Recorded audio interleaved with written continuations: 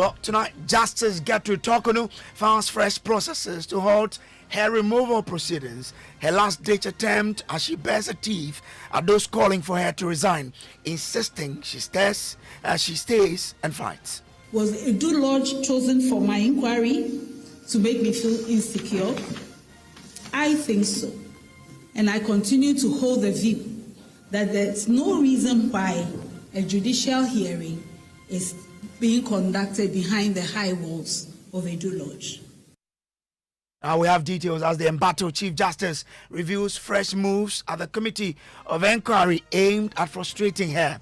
And latest being that the committee unilaterally says they are doing a litigation, not an inquiry. We also bring you a swift response from government denying any political agenda against the Chief Justice.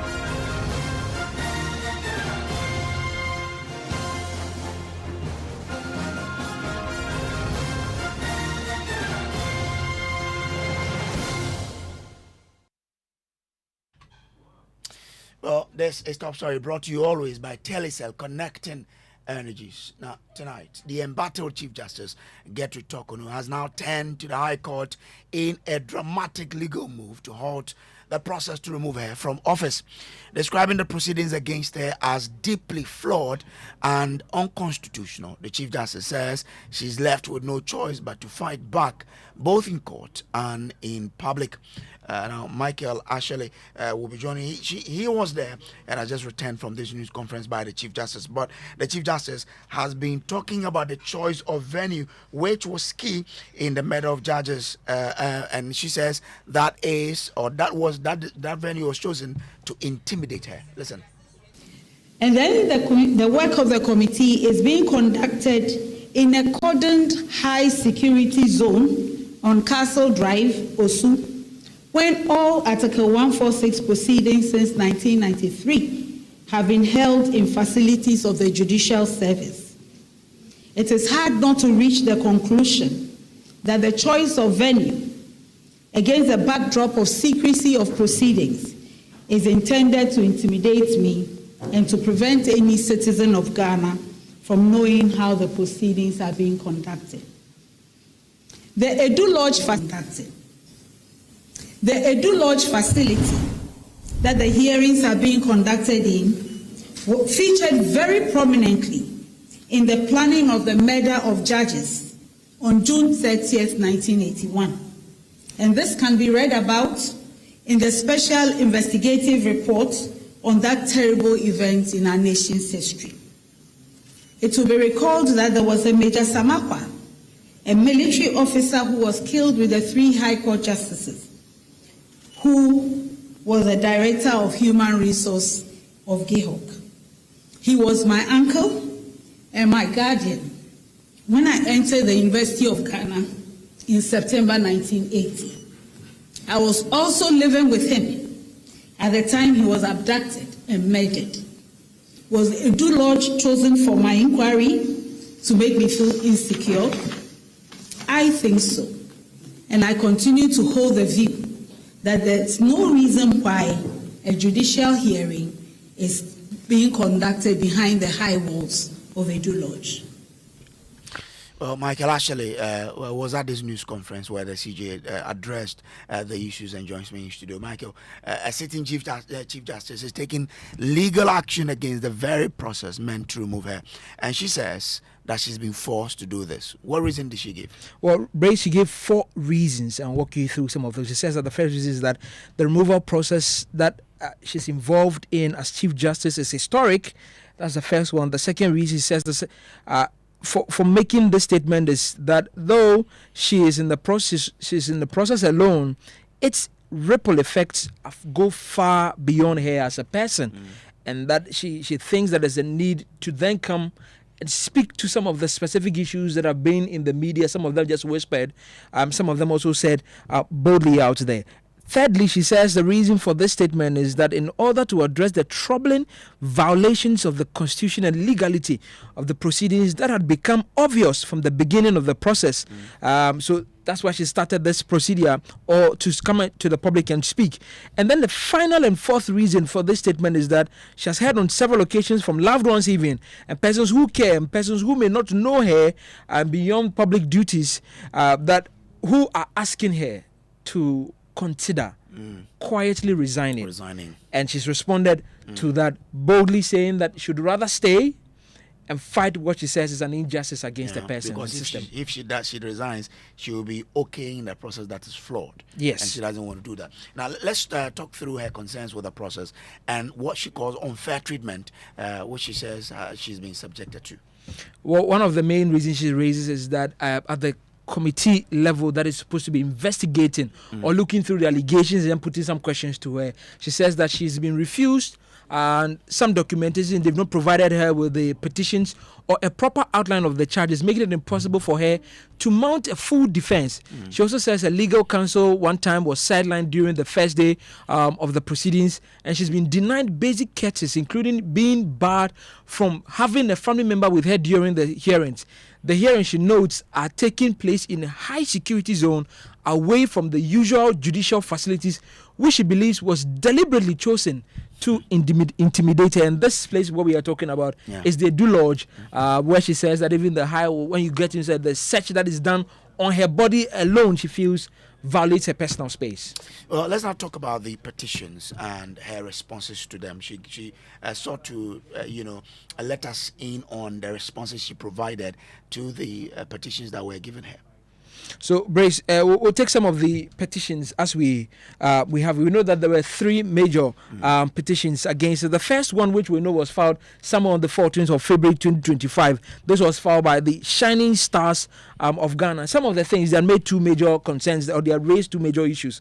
One on misbehavior, and then another on her incompetence, for which they think that she should be relieved of her duty. Now, on misbehavior, they accuse the CG of breaching Article 144 of the Constitution by writing to former President Nana Addo Dankwa Akufo-Addo on May 30, 2024, recommending some new appointments to the Supreme Court. They thought that was not in her mandate, and that definitely is a breach of her Constitution or the laws that govern the position that she occupies. Again, on incompetence, they allege the CJ were presiding over a case brought by the then majority leader, Lezen Afenyo-Markin, challenging the ruling by the Speaker of Parliament, violated the same principles of natural justice she was asked to assess. So in that, they were asking John Dramani Mahama to remove her from office. There was another petition filed by ACP Ayamga Yakubu Makogo, that also claimed that the Chief Justice unilaterally ordered the person's arrest and removed from court whilst a case was going on. The person described the arrest as capricious, unreasonable, and without justification. And they thought that based on that, CJ Justice Torkornoo should be removed from office. And then the final one, which came somewhere around 17th of March 2025, they accused the CJ of misappropriating over 261,000 Ghana cedis in public funds in 2023 for personal international trips with her husband, Mr. Francis Kofi Torkornoo, who, by the way, was there, and her two daughters were also there. Adam and Sarah were both with her. That particular petition also alleged that she also allocated 75,000 Ghana cedis for a separate trip to Tanzania and failed to properly account for $14,000 as interest. She's responded to all of these, and if you sum it up above all, she says that these allegations are not don't make or do not have merit enough to be considered as grounds for her removal. Individually, she's explained that there were circumstances like the arrest from court. The person that was removed from the courtroom, she said the person at the time was making noise and was forced to actually cause the person's removal and not arrest. Again, on the money issue, she says that these are things that is a paper trail. You can easily check. On the money for traveling, the $14,000 interest, she says she actually returned more than half of that money back to the accountants that gave it to her. And that also has paper trail that is easily traceable. So these are some of the responses she's been giving to these three petitions in particular, Brace. But then she talks about the fact that the committee is denying her copies of the petition seeking her removal. Let's listen to what she said at this particular news conference. At this Article 146 hearing, no rules provided by law to regulate the fairness of hearings and trials in this country are being followed. As we all know, when a citizen is summoned before a court or any administrative or disciplinary committee, it is the duty of the committee or court to give the citizen a copy of the complaint that they are presiding over. You cannot be summoned without a writ, a petition, or a complaint. It is also the duty of that committee or court or tribunal to give copies of all documents that have been filed with them before the hearing is started. How does anyone defend themselves without a copy of the complaint that they have been summoned to come and answer to? This Article 146 committee has refused to give me copies of the petitions that His Excellency the President gave to them. They refused to give me copies, a copy of the prima facie determination that His Excellency the President is supposed to have given to them. They claim that they know that the President sent me copies on 27th March of the petition on 27th March 2025. And so they do not need to show me what the President gave to them. They also claim to have copies of the responses that I gave to the President, but they will not provide the petitioners with copies of my responses. Well, Papani, I mean, the Chief Justice also talks about the fight not just being a legal battle. Well, Brace, so so this answer will be in twofold. One, on what the effect of what she's feeling emotionally, mentally, the torture that she's been subjected to. And at some point in the speech, she went almost away from the official stuff and sort of gave us an impression of what she's been subjected to outside of even the committee hearings and outside of the former city. She tells us that it will be best. She says some people told her that, CJ, it would be best if you just retired or resign rather than subject yourself to all these ill-motivated processes. She says she's also received, and that's where she reviews what exactly has been done on her person. She received threats and vowed threats to the effect that if she fails to resign or voluntarily retire, she'll be made to suffer some harm.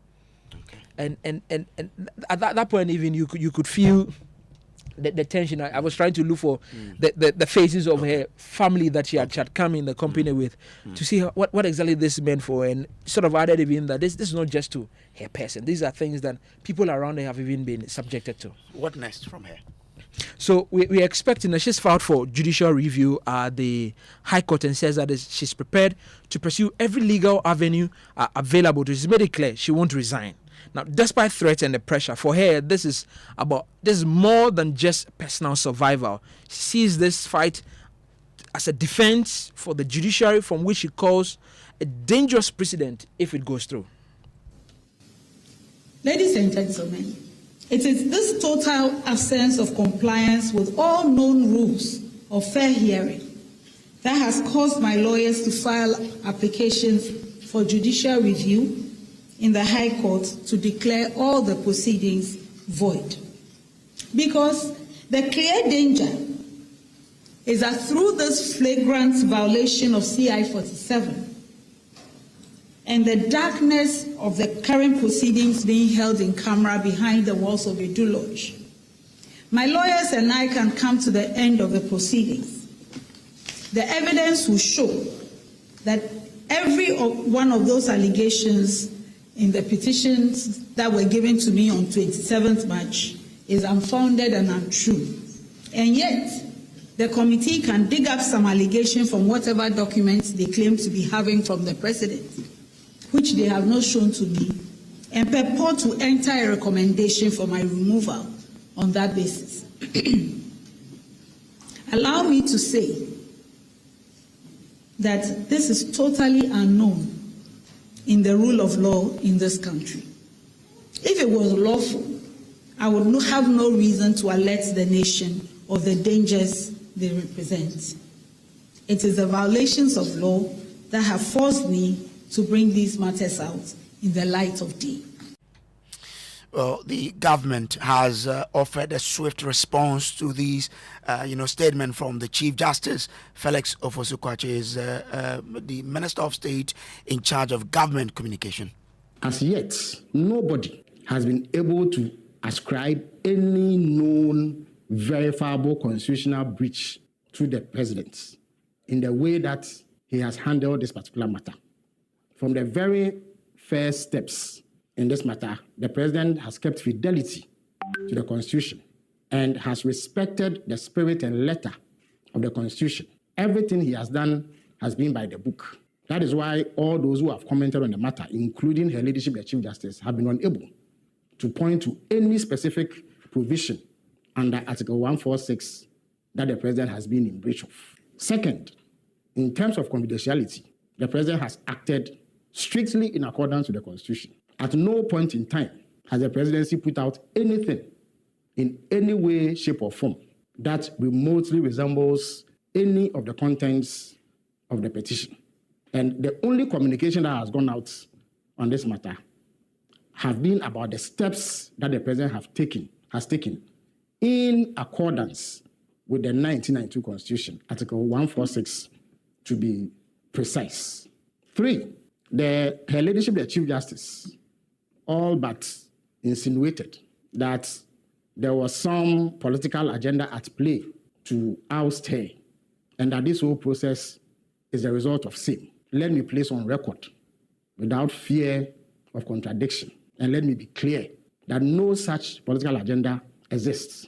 His Excellency the President took an oath to which he was incidentally sworn by Her Ladyship, the Chief Justice herself. And in that oath, he swore to abide by the 1992 Constitution. He is enjoined to act a particular way when he receives petitions of the sort that he has received. And that is all that His Excellency has done. He has had no choice in the matter. The president cannot say that he has a view about how things should be done, and therefore, if petitions have come, he will fail to act. If he did that, he himself would be in breach of the Constitution.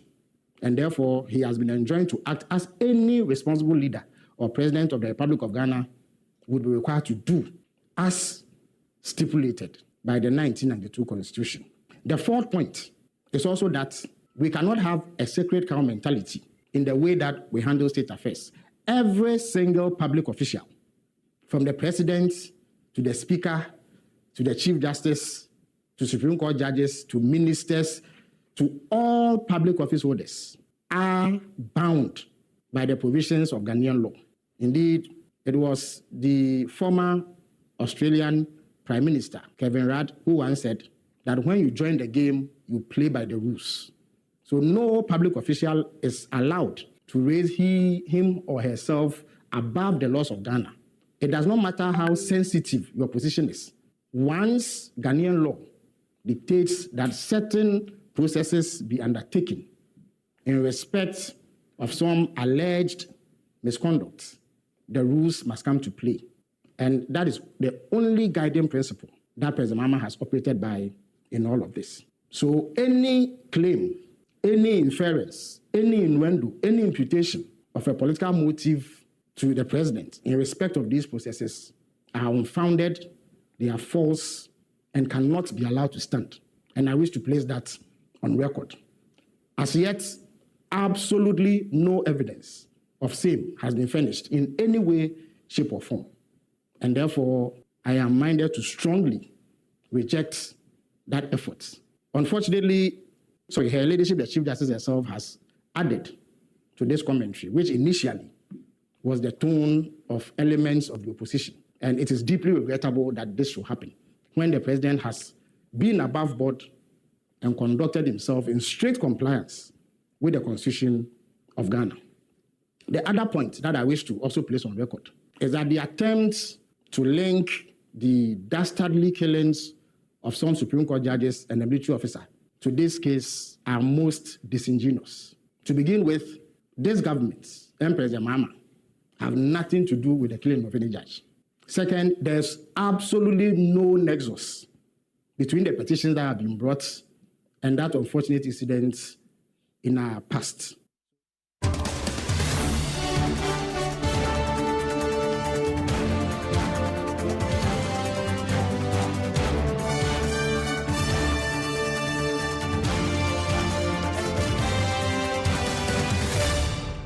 This is still top story. Let me bring in Inusa Fuseni.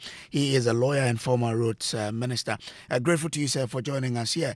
Now, she lays the background as to what regulates the Commission of Inquiry like this. But she then says that on the 15th of May, the committee indicated that it will not conduct the hearing not as an inquiry, as directed by Article 1467, but as a regular litigation.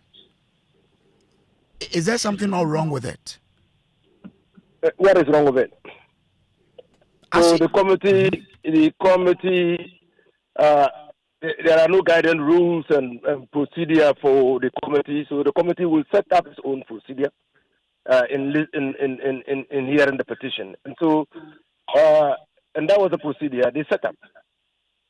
Well, she provides that on the statute books of Ghana, a constitutional instrument regulating the work of all commissions or committees of inquiry. And she says that is the Commission of Inquiry Practice and Procedure, Rules 2010, CI 65. So if that is there, and they say they want to now do it as a regular litigation, is that not going away from what the statute books prescribes? But this is not a committee of inquiry. This is not a committee of inquiry, as provided by the Constitution. This is a committee established under Article 146 of the Constitution, and not any other provision of the Constitution. Committee of inquiries are established under a specific provision of the Constitution. But this is also established under a provision of the Constitution, not so? Article 146 of the Constitution. This is a procedure under Article 146 of the Constitution, and not any other provision of the Constitution. And I'm saying that the Committee of Inquiry has been provided for in the Constitution. And the processes to invoke a Committee of Inquiry have been provided for by the Constitution. And this is not a Committee of Inquiry. This is not a Committee of Inquiry. What is it then? It's a committee established pursuant to Article 146 for the removal of justices of the Superior Court of Judicature.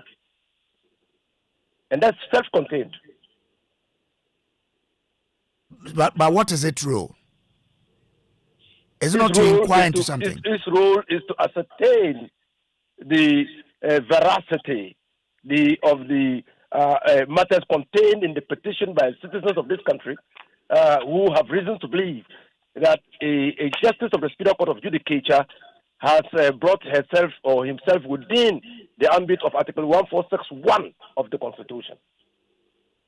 But is that the same as a regular litigation hearing in court? So the procedure has not been provided under Article 146 of the Constitution. And the committee established under Article 146 has decided to adopt a procedure that is known to everybody. If that is the case, is it normal practice then that the committee says the petitioners will conduct their case as they deem fit without presenting a petition to the committee or testifying on oath? I mean, that they can just come and make their case, but not to testify. Is that a normal practice? Well, this is what the Chief Justice is saying, or the suspended Chief Justice is saying. And I'm minded as a lawyer to uphold the tenets of the Constitution, which says that everything that happens at the committee is supposed to be in camera. And so I will not be able to comment on what she is saying.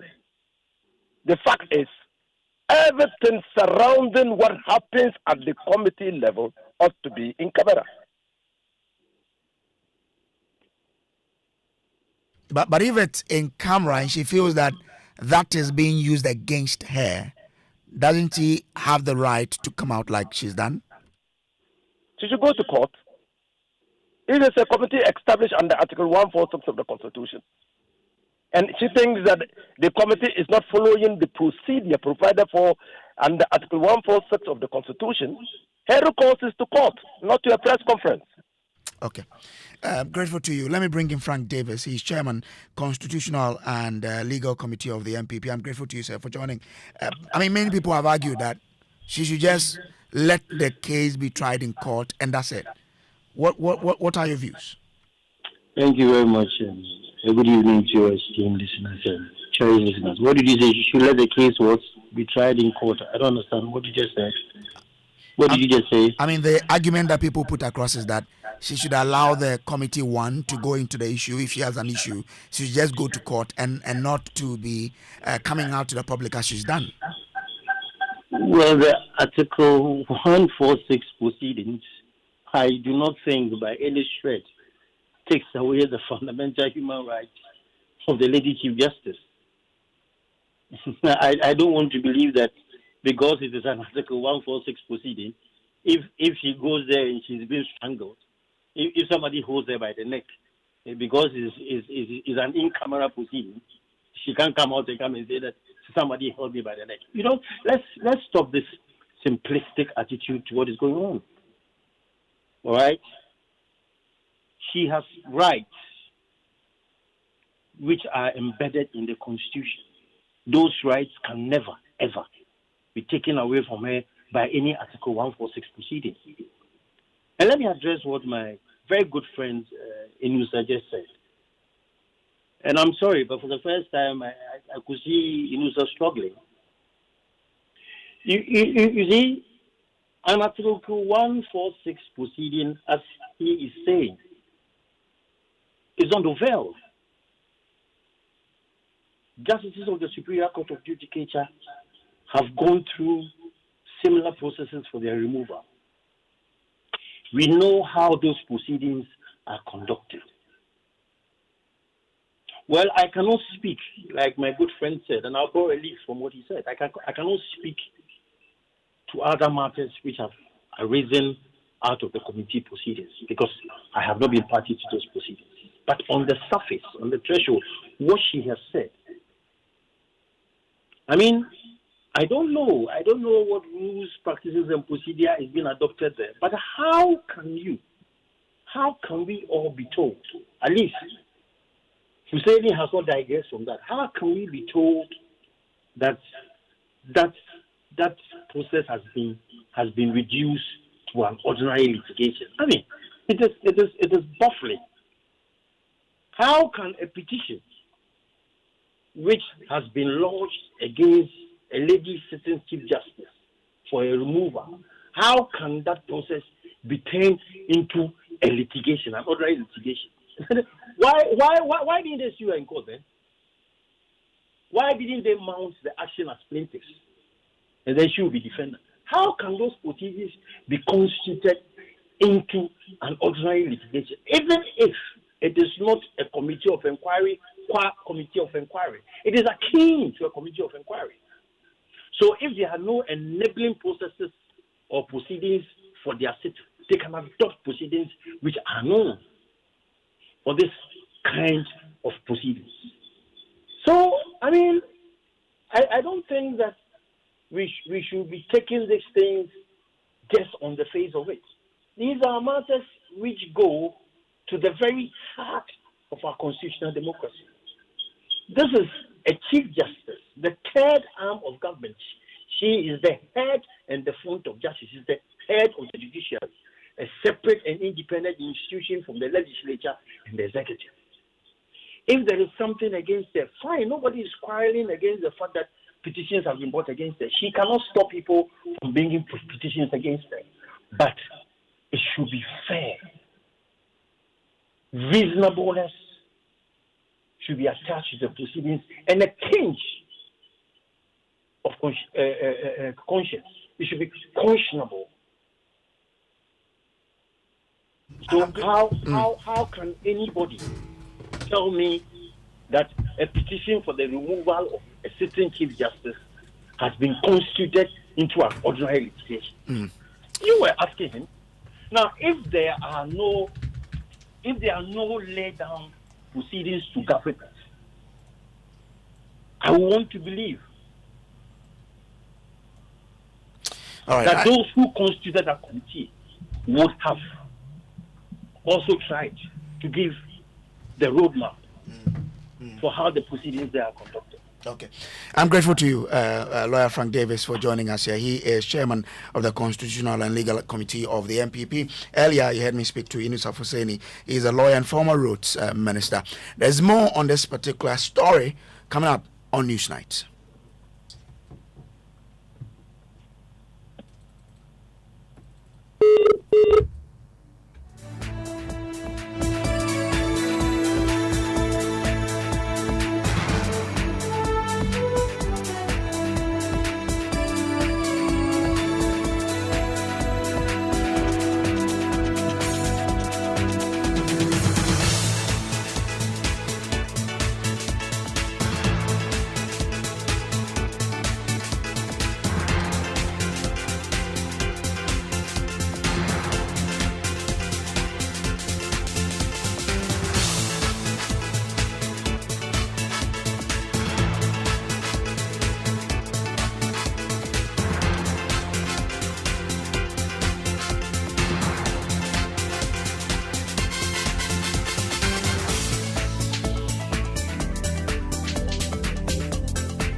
And tonight on Newsnight, government fighting back tonight, dismissing claims by suspended Chief Justice that ongoing investigative proceedings into petitions to remove her is politically motivated.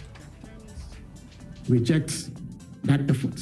Unfortunately, of same has been finished in any way, shape, or form. And therefore, I am minded to strongly reject that effort.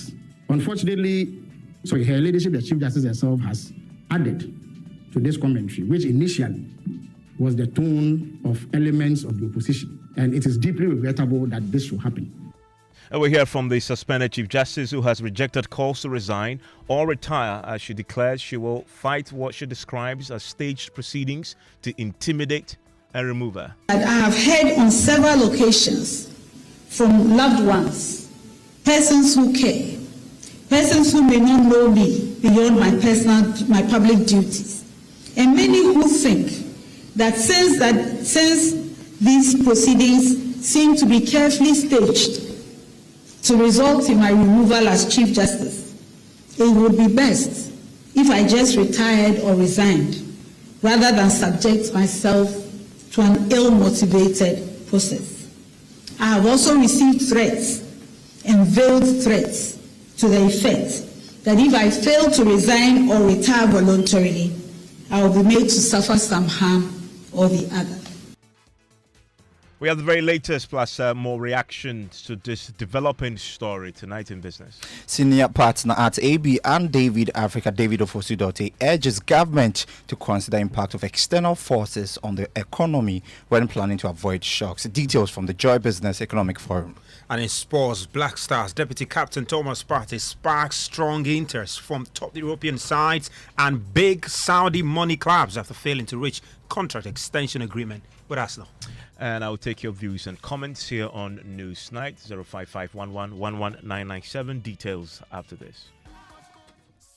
Day. Big money day. Wait, too much money day. Telecel too much money promo drop. If you dial *500#, then join them for the Telecel too much money promo inside. You feel win 100 Ghana cedis cash for the daily draws, 20,000 Ghana cedis for the weekly draws, then 1.2 million Ghana cedis for the grand draw inside. That be 1.2 million Ghana cedis. You for just reload airtime, then get points wey fit make you win. Make you dial *500# or go the Telecel Play up top. Then book inside riders give the Telecel too much money promo. Terms and conditions apply. Telecel, connecting energies. This promo will be NLA where they regulate them for the Caritas Lottery platform top. Couldn't sleep at night. Mosquitoes will be whining my ears, bugging me all night long. Till I got a remedy. Now I'll be spraying them away with holy insecticide spray. Me, I go spray them away with whole insecticide spray. When I sleep, me die, my God, with whole insecticide spray. Holy mosquito coil, holy multi-purpose insecticide spray. Dana Kron Kron. For bulk purchase, call 0302 681582. This advert is FDA approved. This June, I for visit Joburg. Then July, I go do U10 for Paris. Then August, I link up my boys for London. If I finish, then I relax. Because December, dear, I skating in Dubai. You could the traveler. Or you be Vasco da Gama. You hit some jackpot, eh? I beg, show us the way. Someone, didn't I already tell you about Wakana? The online travel agency. Yeah, they have a pay small service, so you don't have to break the bank to travel. Just select a payment plan and pay for your vacation. Small. Hey, sir. Hey, you me to October. I'm going to Sao Tome and Principe. Hey, headmaster. For all your flights, hotels, visa assistance, tours and packages, and all your travel needs, call Waka now on 0242 435 515 or 0307 08082 480 or visit www.wakanow.com. Waka Now. Let's go.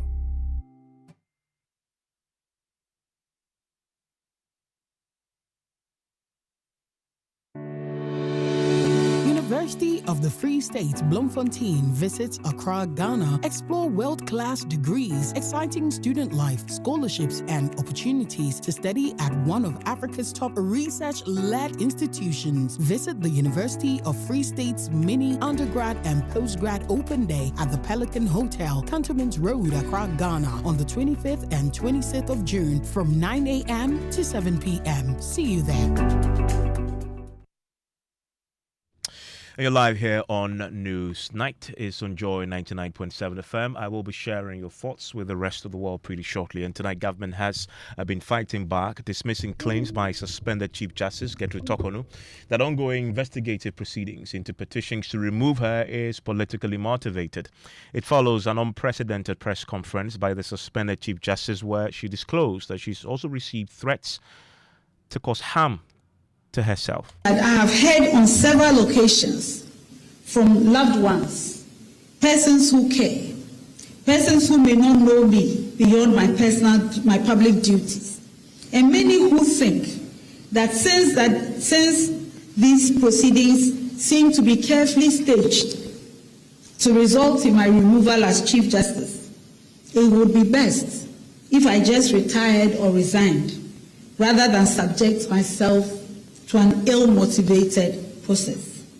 I have also received threats and veiled threats to the effect that if I fail to resign or retire voluntarily, I will be made to suffer some harm or the other. Well, she says she will not retire or resign. Let me assure everybody that I am not seeking to cling to a title or a position. However, as a lawyer of 38 years standing, a judge of 21 years standing, and Chief Justice who has served the rule of law all my working life, in fact since I was 25, it is my onerous duty and obligation to speak up concerning anything that is extremely wrong with the administration of justice in this country. This is what I do every day. The situation I have been confronted with has shown me a model of injustice that I would never have thought possible if I had not been exposed to it. This is why, despite great personal discomfort, I have decided to marshal every effort in law and leadership to answer to this situation. Again, resigning or retiring while Article 146 proceedings are being conducted to remove a judge is not an option any judge or public official can even have. There is a decided case on the matter by the Supreme Court. The suit number is J6/02/2019. Again, no one has the authority to walk away from proceedings started by the state. Judgment can be entered against you because you fail to defend yourself. And a judge who resigns or retires will still lose all entitlements that they have worked for because they failed to defend the claims and resigned or retired while the proceedings were still going on. Therefore, if false claims are made against a judge or commissioner or other public office holder subject to Article 146 proceedings, just to achieve a political agenda, the solution cannot be to resign or voluntarily retire out of frustration, pressure, or fear. You would only subject yourself to two cruelties: a judgment based on false claims and loss of everything you have worked for. It may well be that the efforts being made are intended to frustrate me so that I resign, so that the architects of the scheme can go back into the media and say that the wild and unfounded allegations were not defended because they were true and I had no defense to them. As Chief Justice of the nation, who has been given the privilege and obligation to lead administration of justice, I should not turn tail and run when I know the implications of not defending false and unwarranted charges. Well, today she also gave details about what she believes to be the injustice that she's currently having to confront, including the fact that she says she has not been given copies of the petition that is forming the basis of the hearings against her. At this Article 146 hearing, no rules provided by law to regulate the fairness of hearings and trials in this country are being followed. As we all know, when a citizen is summoned before a court or any administrative or disciplinary committee, it is the duty of the committee or court to give the citizen a copy of the complaint that they are presiding over. You cannot be summoned without a writ, a petition, or a complaint. It is also the duty of that committee or court or tribunal to give copies of all documents that have been filed with them before the hearing is started. How does anyone defend themselves without a copy of the complaint that they have been summoned to come and answer to? This Article 146 committee has refused to give me copies of the petitions that His Excellency the President gave to them. They've refused to give me copies, a copy of the prima facie determination that His Excellency the President is supposed to have given to them. They claim that they know that the President sent me copies on 27th March of the petition on 27th March 2025. And so they do not need to show me what the President gave to them. They also claim to have copies of the responses that I gave to the President, but they will not provide the petitioners with copies of my responses. Well, she also claimed today that a venue has been chosen, the venue for the hearings has been chosen carefully to intimidate her. And then the work of the committee is being conducted in a cordoned high security zone on Castle Drive, Osu, when all Article 146 proceedings since 1993 have been held in facilities of the Judicial Service. It is hard not to reach the conclusion that the choice of venue against the backdrop of secrecy of proceedings is intended to intimidate me and to prevent any citizen of Ghana from knowing how the proceedings are being conducted. The Edu Lodge conducted. The Edu Lodge facility that the hearings are being conducted in featured very prominently in the planning of the murder of judges on June 30th, 1981. And this can be read about in the special investigative report on that terrible event in our nation's history. It will be recalled that there was a Major Samakwa, a military officer who was killed with the 3 High Court justices, who was the Director of Human Resource of GEHOC. He was my uncle and my guardian when I entered the University of Ghana in September 1980. I was also living with him at the time he was abducted and murdered. Was Edu Lodge chosen for my inquiry to make me feel insecure? I think so. And I continue to hold the view that there's no reason why a judicial hearing is being conducted behind the high walls of Edu Lodge. She disclosed that her lawyers have now filed fresh processes now at the High Court to try and stop the proceedings from going ahead.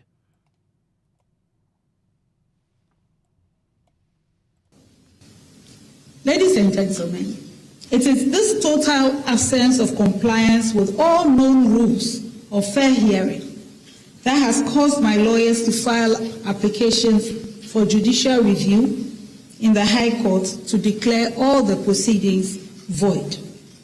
Because the clear danger is that through this flagrant violation of CI 47 and the darkness of the current proceedings being held in camera behind the walls of Edu Lodge, my lawyers and I can come to the end of the proceedings. The evidence will show that every one of those allegations in the petitions that were given to me on 27th March is unfounded and untrue. And yet, the committee can dig up some allegation from whatever documents they claim to be having from the president, which they have not shown to me, and purport to enter a recommendation for my removal on that basis. Allow me to say that this is totally unknown in the rule of law in this country. If it was lawful, I would have no reason to alert the nation of the dangers they represent. It is the violations of law that have forced me to bring these matters out in the light of day. Well, shortly after her press conference, the government chief spokesperson, Felix Kwachie-Fosu, addressed a news conference and dealt with some of the issues and claims made by the suspended Chief Justice. Listen to him. As yet, nobody has been able to ascribe any known verifiable constitutional breach to the president in the way that he has handled this particular matter. From the very first steps in this matter, the president has kept fidelity to the Constitution and has respected the spirit and letter of the Constitution. Everything he has done has been by the book. That is why all those who have commented on the matter, including Her Ladyship the Chief Justice, have been unable to point to any specific provision under Article 146 that the president has been in breach of.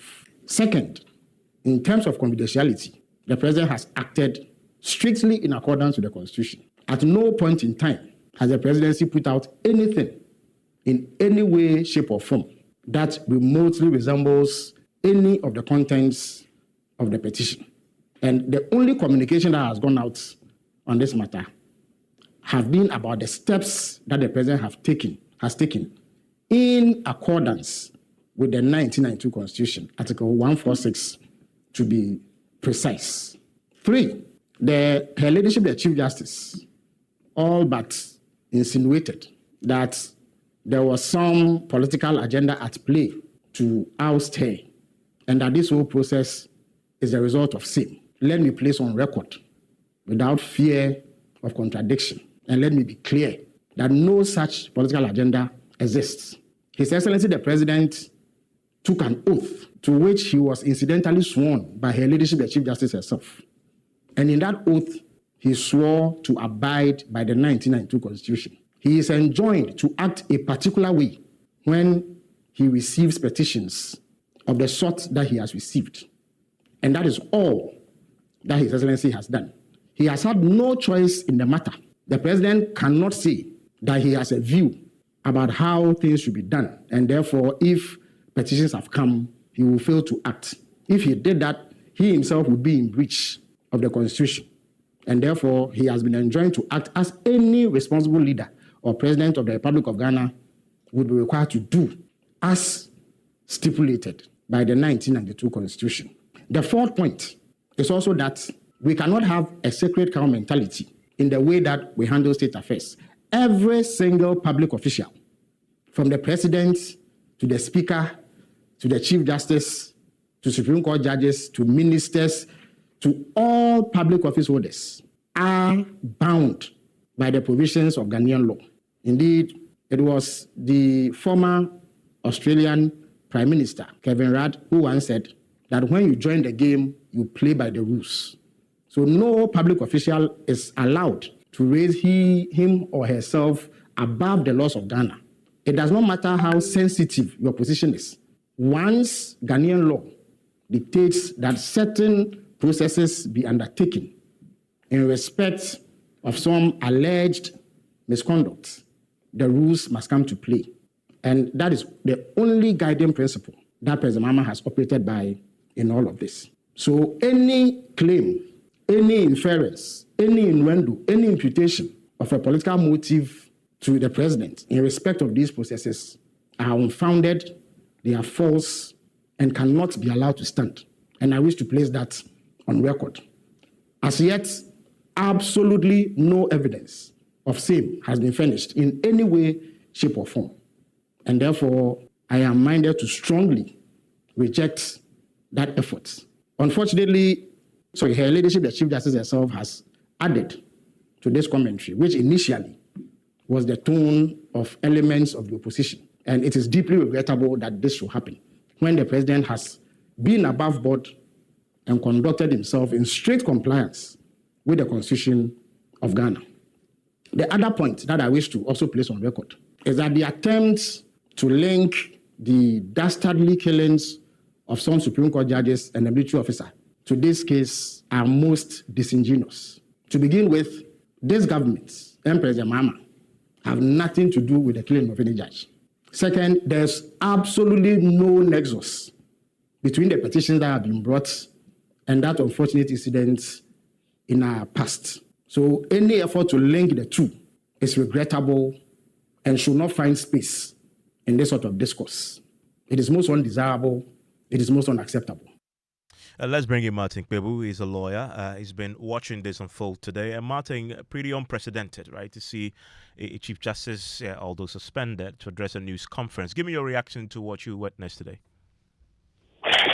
Well, so my reaction number one is that the Supreme Court has held, at least in the Justice Derry, and then that's Justice Derry versus Tiger IPI and Anna, and then the Frankie J2 case, that the contents of petitions and then proceedings should not be disclosed to the public while the proceedings are ongoing. When the proceedings have terminated, that one is a different ballgame. So in the Justice Derry matter, they mentioned that when the proceedings come to an end, that one they cannot guard the public, that put a perpetual injunction that nobody should discuss the details, etc. But once the proceedings are pending, there is a gag on the public. We shouldn't go into the merits and the contents of the petitions, etc.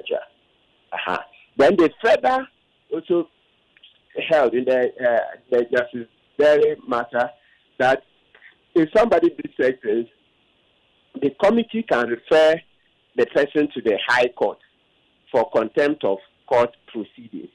Yes, that's quite, what will you call it, very far-reaching, extremely far-reaching. So you're suggesting that this particular committee can actually, on the back of what has happened today with the Chief Justice addressing a news conference, refer her to the High Court? Oh, absolutely.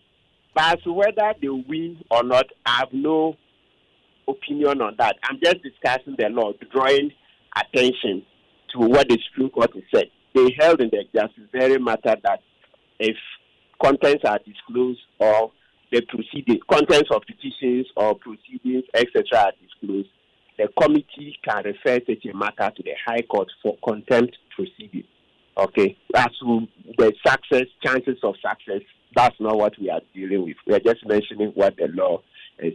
Then number 3, so what I also see is that with what she's done, eventually, yes, we'll be headed in the direction of making sure that in future, the new constitution we are, crafting now will not make everything in camera. There are portions that should be disclosed to the public, just like the way the petitions leaked and then we've all read, but because of the constitutional injunction, we cannot discuss. No, there should be some space for us to discuss. That's going into the future.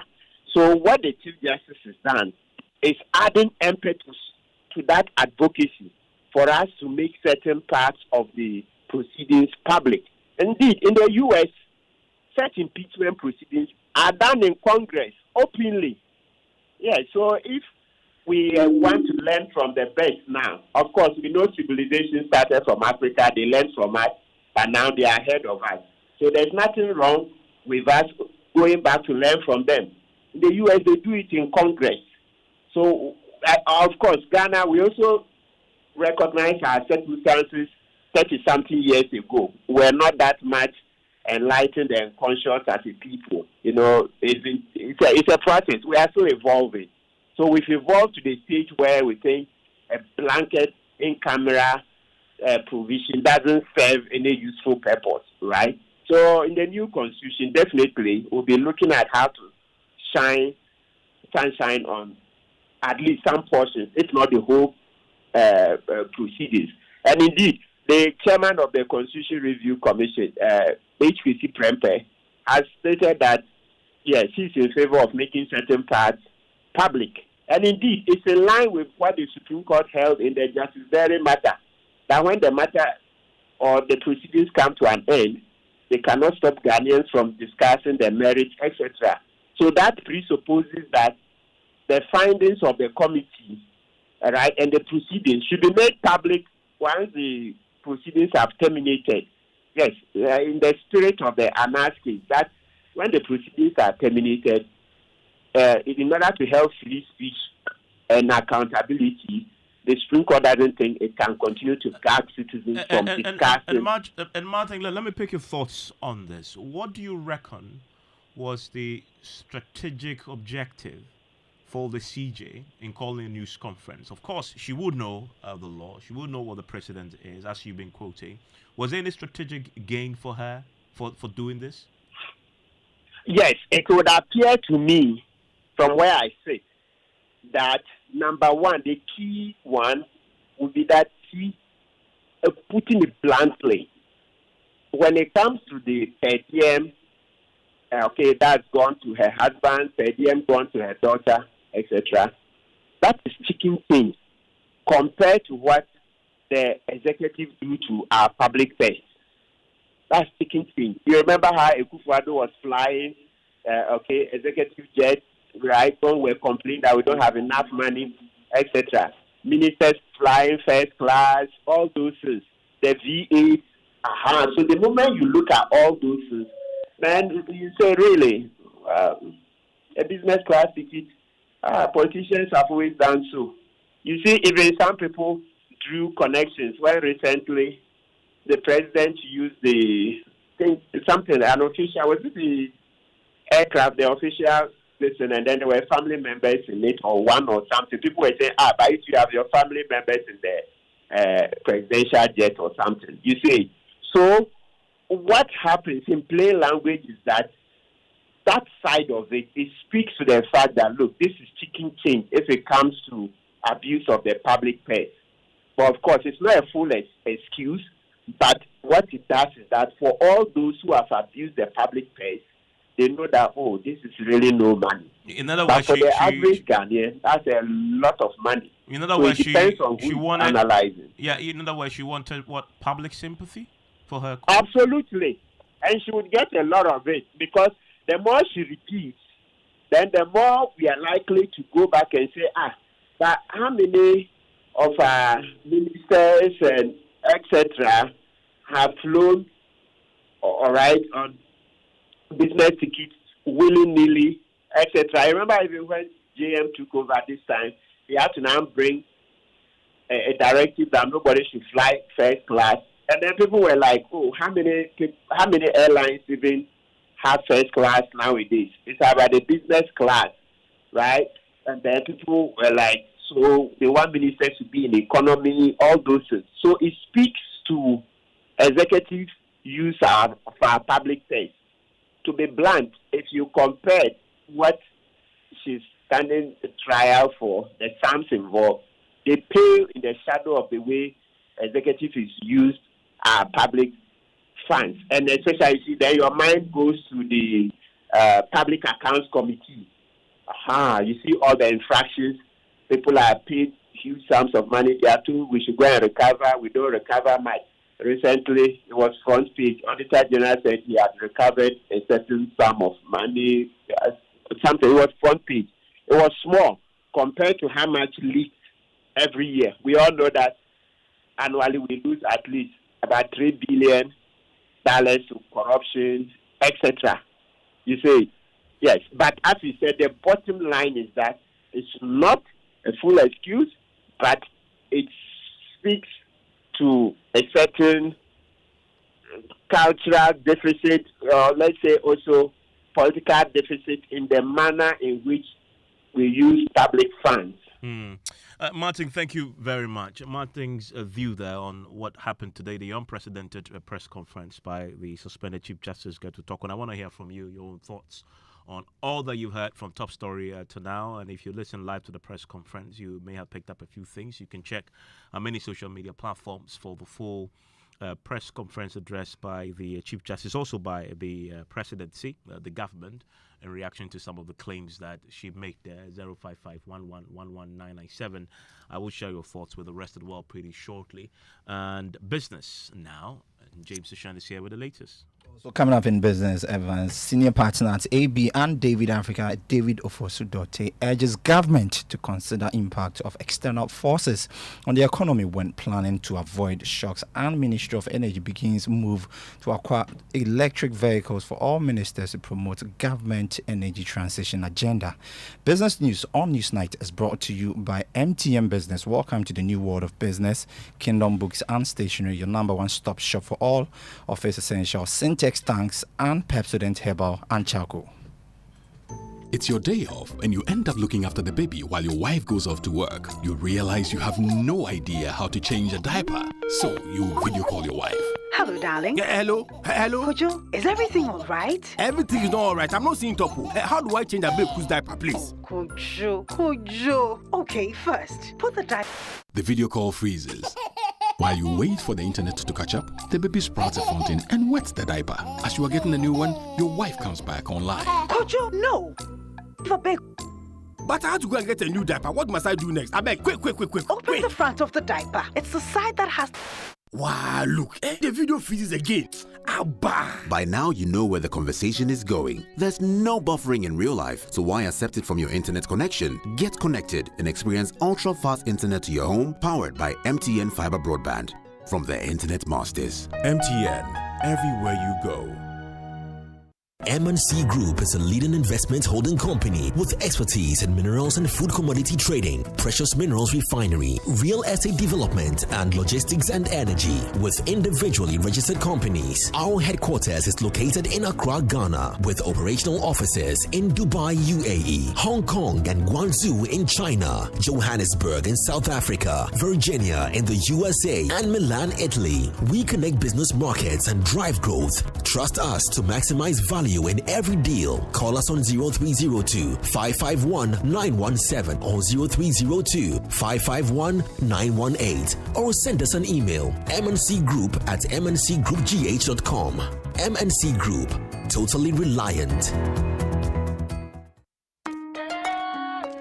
Son, we are so proud of you for setting up this hospital. I really love those hospital beds and waiting chairs. By the way, did you import them? No, Dad, I didn't. I actually got them from Kindle Books and Stationery right here in Ghana. Wow. We also bought our office supplies, safes, executive desks and chairs from Kingdom, and they gave us expert advice on how to set up our office. Guys, that makes 3 of us. I also got our sofa and bedroom sets, plus our dining hall furniture for our new home from Kingdom. Wow, Mom, that makes 4 of us. I usually get my stationery items from Kingdom, and my teacher also mentioned that our classroom furniture was provided by Kingdom. So there you have it. Whenever you're thinking about setting up an office or acquiring furniture for your home, etc., Kingdom Books and Stationery should be your first point of call. With over 40 years experience in the industry, we stock and supply a wide variety of globally sourced office and home furniture, stationery and equipment. Visit our head office, Osu Akwaje, or our office near the Osu Stadium. We're also in Tema Community 1, opposite Olam SHF, Kumasi KNUST Campus, UCC Cape Coast, and now at the Marina Mall, Airport City. Or call us 0302 764101, 764209, or 762792. Visit our website www.kingdomgh.com.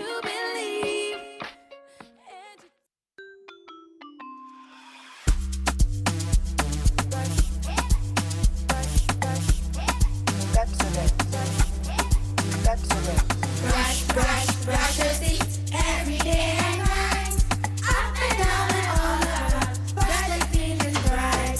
Brush your teeth. Brush with mom and dad. Underneath and in between. Brush the germs away. Pepsodent, cavity protection. For dental stronger teeth. This advert is FDA approved. Joe Metal Ministries presents Praise Reloaded 2025, dubbed Festival of Gratitude, featuring Joe Metal, Nathaniel Bassi, Dokozo Mbambo, Akese Brimpong, Pastor Isaiah, and many more. Luigi McLean and Nyonyam, Team Eternity Ghana, and Soul Winners on Sunday, the 29th of June 2025. Venue Elwork Sports Stadium. Gates open at 1 p.m. Event starts at 3 p.m. It's absolutely free. Simply register on JoeMetalMusic.com to secure your seat. Sponsors: Silicon House Productions, Greenline Juice and Smoothie, Palms by Eagles, High End Productions, the Family Health Organization, Tank Palace Hotel, Joburg Ghana Limited, Africa World Airlines, I Pay, Ace Protocol Services, Timeline Creative, Access Security, 360 Productions, DDP, Decozone, Sterling Gift, Unicorn Chemist. Media partners: Joy Entertainment, Joy FM, Joy Prime, Hits FM. This event is powered by Reverb Studios.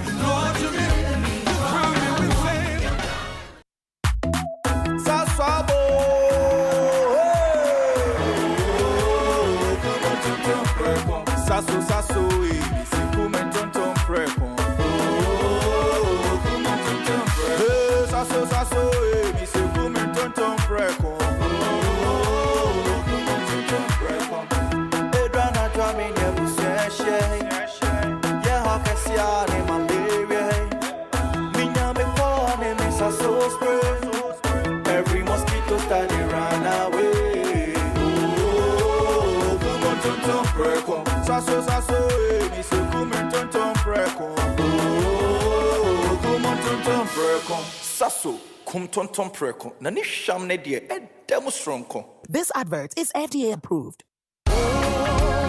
Joe Metal Ministries presents Praise Reloaded 2025, dubbed Festival of Gratitude, featuring Joe Metal, Nathaniel Bassi, Dokozo Mbambo, Akese Brimpong, Pastor Isaiah, and many more. Luigi McLean and Nyonyam, Team Eternity Ghana, and Soul Winners on Sunday, the 29th of June 2025. Venue Elwork Sports Stadium. Gates open at 1 p.m. Event starts at 3 p.m. It's absolutely free. Simply register on JoeMetalMusic.com to secure your seat. Sponsors: Silicon House Productions, Greenline Juice and Smoothie, Palms by Eagles, High End Productions, the Family Health Organization, Tank Palace Hotel, Joburg Ghana Limited, Africa World Airlines, I Pay, Ace Protocol Services, Timeline Creative, Access Security, 360 Productions, DDP, Decozone, Sterling Gift, Unicorn Chemist. Media partners: Joy Entertainment, Joy FM, Joy Prime, Hits FM. This event is powered by Reverb Studios.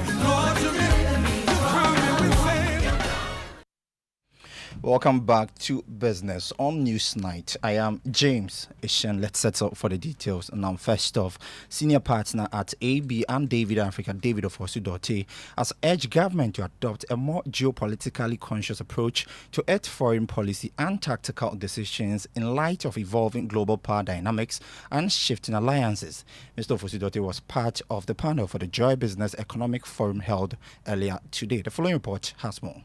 Speaking at the Joy Business Economic Forum on Joy News, Mr. Ofosu-Dorte underscored the need for what he termed geosensitivity, the ability of a nation to respond tactically and strategically to international development with awareness and foresight. In a geosensitive country, we should be discussing how do we position our trade relationships. Remember that we have AFTA, and remember we have AGOA. And these things affect us. It affects the number of entities who are going to continue exporting. Economist Professor Godfred Bokping also called for a renewed commitment to long-term economic planning in Ghana, emphasizing the critical need to leverage national data to inform policy decisions that foster equitable development across all regions of the country. The data tells us that the impact is felt more through food inflation. The board chairman of the Chamber of Oil Marketing Companies, Gabriel Kumi, also revealed that Ghana will need approximately $3 billion to secure 6 months' worth of fuel reserves to cushion the country against external shocks in times of global shortage of petroleum products. So we want to buy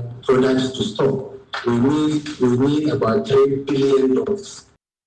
And that was a news desk report. Now, Minister for Energy and Green Transition, John Jinapor, has disclosed plans to submit a proposal to Cabinet to provide electric vehicles to all ministers to be used in Accra. According to him, this will support government energy transition goal as it hopes to extend the initiative to other government appointees. The minister made this disclosure at the launch of the Energy Commission's 60-kilowatt solar-powered electrical vehicle charging station.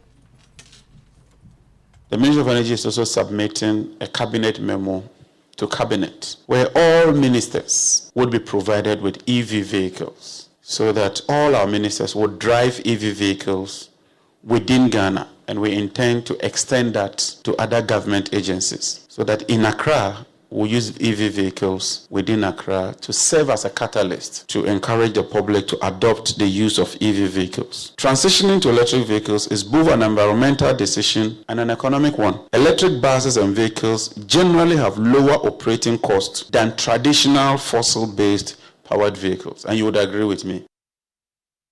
John Jinapor is the Minister for Energy and Green Transition. Now to the banking space. Republic Bank Ghana PLC has recorded a total revenue of 210.67 million cedis in 2024, representing an increase of 45%. According to the bank, the robust growth is due to an increase in net interest income and decline in impairment losses on financial assets. Speaking to Joy Business at the bank's annual general meeting, Managing Director Dr. Benjamin Juboku said the bank will not pay dividend for 2024. When I took over, I formed what I call watch list committee, which I don't get myself involved. I have teams that are working, making sure that we grant only quality loan. Every loan that we give, we must be able to recover them. And the legacy loan that we took over, they are working behind the scenes with the recoveries and making sure that we recover all the money that has been granted. Yes, we have some that are yet to be recovered, but they are pushing hard. So as I said, these are a combination of factors because I have a solid team that are supporting the vision and the strategy.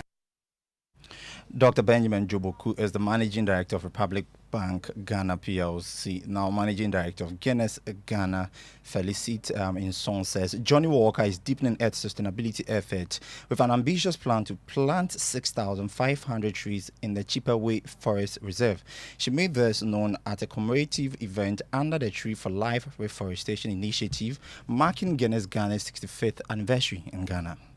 Our partnership with the Forestry Commission began in 2023, and today, under the inspiring theme Tree for Life, and as Guinness Ghana celebrates 65 years of progress, but also 65 years of boldness, we are scaling up the ambition with a new target to plant 6,500 trees. This reflects our continued drive to reduce carbon emissions, restore biodiversity, and build climate resilience, all aligned with our global sustainability agenda. Each one of the 6,500 trees is a reflection of our ongoing commitment to sustainability, resilience, and shared prosperity. Felicite Nson is the managing director of Guinness Ghana. Now, MTN Ghana has launched Extra Balance, which will serve as a means of providing financial top-ups during times of low funds, while Extra Cash, which will also serve as a loan facility as part of its effort to enhance financial inclusion. The initiative was launched in partnership with Forms Capital and Extra MFS Ghana. According to MTN Mobile Money Bank Tech lead Yao Saifa, access to finance is critical to ensuring financial well-being.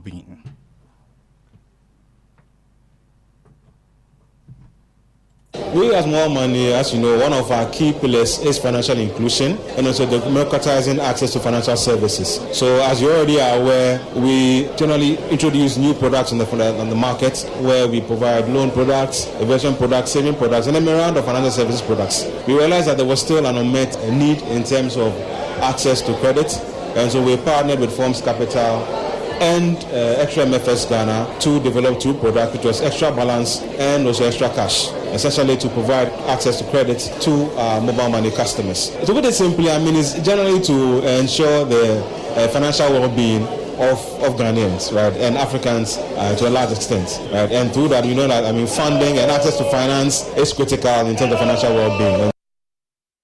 Yao Saifa as MTN Mobile Money Bank Tech lead. The service is available via the short code *170#. And that's all for business on Newsnight with me, James Ishin. James, thank you very much. And Musbawi is here with the latest on the world of sports.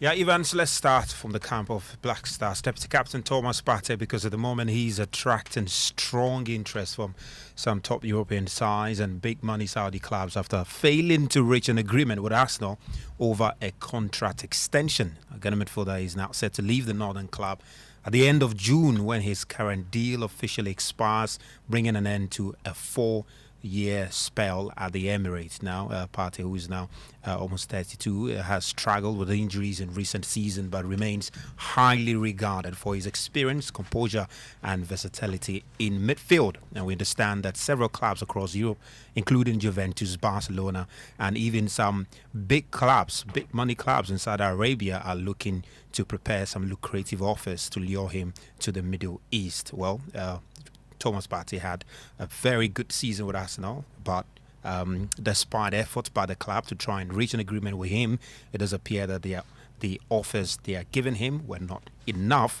and the player has decided to look elsewhere. You know what a friend of mine says when it comes to these things? He says, what money cannot do, more money can do. Yeah, that's it. That's all. That's the problem that's the solution to the problem. Yeah, that's it. And I think Arsenal are considering so many things: his age, his injuries, and they just want to get maybe a younger midfielder to come and play the role that he was playing. And hopefully, maybe he was also looking to get some retirement package for himself. But in boxing, the leadership at the Ghana Boxing Authority are now working to find a way, following the resignation of the interim president, Abraham Kortenikwe. Now his decision comes just weeks after a committee recommended the disbandment of the current GBA leadership following the tragic death of a Nigerian boxer in Accra. And in a statement issued to the media last night, Nikwe, who was also a former NDC parliamentary candidate for the Okai South constituency, stated that his reasons for stepping down are personal. We have excerpts of it. While it was a difficult decision to make, it was the best course of action for me and for some executive board members with integrity and dignity at this crucial time. The decision came out after careful considerations of my career goals and personal aspirations. I want to thank fellow compatriots, wherever you are, for being supportive of my professional growth in an office that doesn't pay salary nor allowance, but just a sacrificial job to serve others and one's country. My last day in office is expected to be on Friday, June 27, 2025. That's a set of the statement from the outgoing president of the Ghana Boxing Authority, Abraham Kote Nikwe. Well, they were due to hold elections, but the sports ministry asked them to hold on. And so when that election finally happens, they will get to see who will take over from him. That's what we have for you, Evans, in sports. Thank you very much. Now, they're sold on nearly every street in Accra. Fresh, sweet and satisfying. But once the coconut water is gone and the flesh scooped out, what's left behind is becoming a growing environmental concern. But Akoshi Crafts is finding innovative ways to transform this waste into something beautiful and sustainable. Esther Nkrumah has more in today's episode of Climate Focus. If you ever traveled along the Adabraka Road opposite the Iran Hospital in Accra, you're likely to have seen it. A towering heap of coconut husk, stacked high. What could have been used for business or housing is now blanketed with discarded coconut waste. But behind this pile is Ayoko, who has spent years collecting this husk. She tells me what first inspired her to start this. Some coconut sellers used to litter the streets with husks after selling. Whenever it rained, the entire area became messy. But since I started collecting them, they no longer dump the waste into gutters or on the streets. Instead, they bring the coconut waste here, where recyclers pick it up. Some even turn it into organic fertilizer. What if this waste could be turned into something better? Ghanaians consume coconut every day, but the husk they toss onto the street, dump in drains or burnt in open spaces. Some local innovators are choosing a different path. Akoshi Craft is transforming discarded coconut shells into beautiful jewelry, bowls and souvenirs. Anne is an administrative assistant at Akoshi Craft. What really inspired Akoshi Crafts or Akoshi is the abundance of discarded coconut shells in Ghana. So we saw the need to transform these coconut shells, which many consider as waste, into something beautiful or useful or sustainable products. So we can talk of some of the products like the cups, the bowls, the containers, the keychains, jewelry, kitchenwares and the rest. But this is not just about coconut shells. It's about something much bigger. I mean, we want to eradicate the use of plastics. We want to take it out from there. So we want to, by bringing or initiating the use of coconut shells, which is of great sustainability. Farouk is one of the artisans at Akoshi Craft. He's been working here for the past 3 years, turning waste into something valuable. So I think after you cut the coconut and take the meat out, the rest is bola. I never knew it can be used for some things to be useful like that. The people that are selling the coconut, the fresh coconut by the roadsides, when they sell the shells, we pick it up and then we dry it. When it gets dry, then we use those thrown up coconut shells to do the earrings and then the key holders.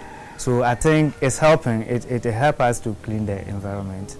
As Ghana moves to ban styrofoam plastics, described by President Mahama as one of the most pernicious polluters, small initiatives like Akoshi Craft is already showing the way forward. By turning coconut waste into everyday items, they are offering a cleaner, homegrown alternative to plastic.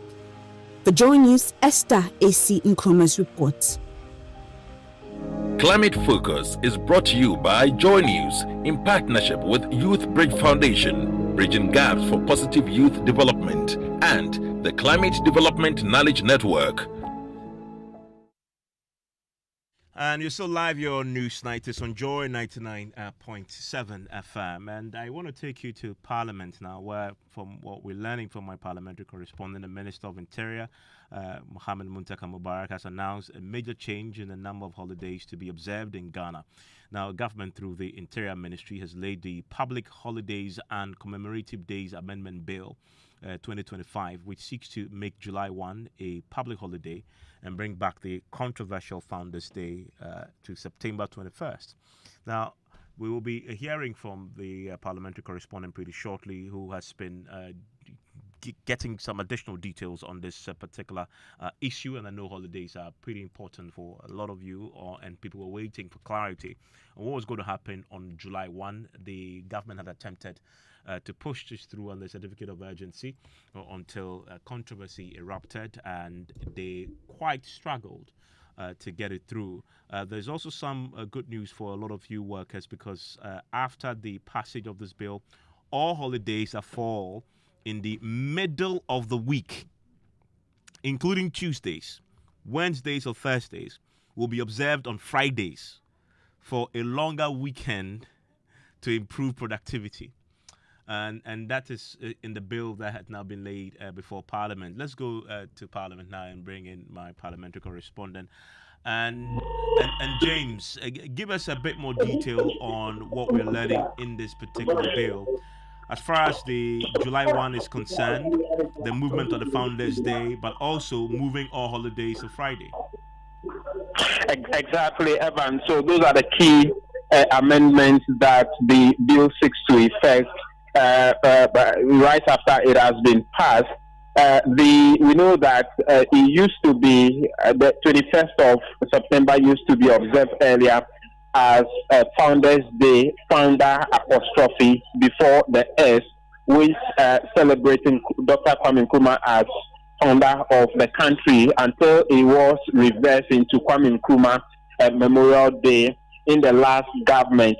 The bill seeks to restore it as Founders before apostrophe S Day to celebrate Nkrumah as it used to be. Secondly, the bill also moves all holidays which fall on Tuesdays, Wednesdays, Thursdays to be observed on Fridays, as well as those that fall on weekends to be also observed on Monday. The thinking, according to the Interior Minister, is to provide longer weekends and improve efficiency and productivity of workers, because they have realized that when workers observe holidays in the course of the week, productivity becomes reduced sometimes, and so the reason they have decided to realign all of that. There's a call for more holidays for Muslim celebrations as well. That is the debate, but a chunk of the debate has been on the age-long controversy as to whether Kwame Nkrumah is the only founder of the country. And so the second reading has been done. They are at the consideration stage now. When that is completed, the third reading will be done, and then eventually passage of the bill tonight, Evans. What about the minority, very quickly? How have they been responding to this? The minority leader, Alexander Apenyo-Markin, raised objection to why they should be taken under a certificate of urgency, where there are other matters of importance to be looked at, especially with the bill on the 24-hour economy and other serious issues to be considered. In his view, government needs to be considering. But beyond that, that it shouldn't have been taken under a certificate of urgency. James, thank you very much. And there you have it. Once this particular piece of legislation is passed, all holidays that fall on Tuesday, Wednesday, Thursdays will now be shifted to Friday, and those that fall on the weekends go to Monday. And I have a lady in the studio who's already dancing to that tune from Parliament already. And just before we go, just a couple of messages on our WhatsApp platform. Many of you talking about the suspended Chief Justice's press conference. And Comrade Isa Mboku says, who previously dismissed Torkornoo, who previously dismissed others' legal concerns as noise, is now seeking sympathy as she faces the law. Have the G in Keita says the Chief Justice is no shame at all. I know she was injected by he talks about the politics of this. Nana Yokoma Batin says, I wish the president will stop the committee seeking to remove our land Chief Justice. The optics is so wrong and will not serve the citizens' interest. This act will undermine the work of our Supreme Court justices and other justices. A few of your comments there. Yes, the lady I was talking about who was dancing to the tune of Holidays been shifted to Fridays and Monday. Hi, Evans. That's a voice. Hello. Hello. Exciting stuff, huh? Oh, exciting. Yeah. Of course it is. I agree 100% with this. Yeah. Because midweek holidays, they just mess up the whole week. I do wish, though, that all the holidays will actually move to Mondays, because I feel like people don't really mind Fridays, don't mind going to work because there's so much to look forward to. But then Monday is such, so it's kind of nice when the week starts on Tuesday. But look at us, they haven't even passed the Friday and we're already saying that this should be Monday, I think we'll just be grateful to have a long weekend, whether it's at the beginning or whether it's at the end. Oh, what are you talking about tonight, though, on Strong and Subtle? So tonight we're asking the question, how do you know if he is the one? Yeah. So I mean, it is, isn't it? During the course of the week, and our listeners like to send us questions and give us ideas for the show. So this is one question that has been coming up a lot recently. From a lot of our female listeners asking, how do you know someone is the one? How do you know that this relationship is the relationship, or this is the person? The Holy Ghost and the Holy Spirit. Shut up. Is that what you did? A bit of that, yes. A bit of that. So you got confirmation from God. Yes, the revelation, it just hits you, and you know you're in the spirit, that the Holy Ghost sense. And you sound so poetic. I almost don't believe you. Oh, absolutely, it's part of it. But I know you are very religious. Yeah. I've been in church once and you sang until the heavens opened. Wow, Evans. All right, so this is Joy 99.7. That was News Nights with Evans Mensah. Coming up next is Strong and Sassy with myself. Stay tuned in.